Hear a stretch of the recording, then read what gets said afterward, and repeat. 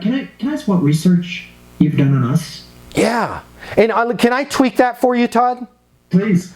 Let's not even do can I ask on that one. Just okay.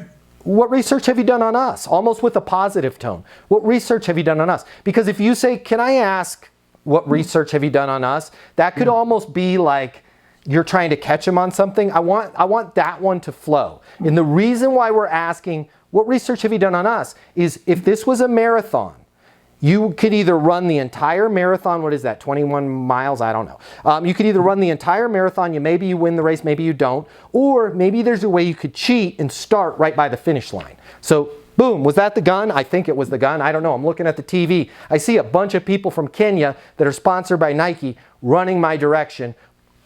Probably be a good idea for me to step across the finish line. Yay, I win. Oh, I'm not even sweaty. Spray some mist on me, right? When you ask that question, what research have you done on us? You might get, I don't know anything about you. Saw you ad. Or you might get, man, my friend Todd is on there. He's been using you guys for a year. His sales went up 700%. I want the package that he's on.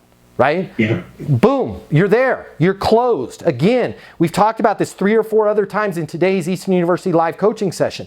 There's no reason for us to drag people through all of these steps in our sales process if they're not necessary. This is a new dawn, right? People have access to information. They have choices. They're stressed. They're low on time. And if they want to jump to the finish line, do not pass go, right? And collect their, well, I guess they do pass go and collect their $200 or you collect your $200. Let's let them, right? That's not malpractice on our part.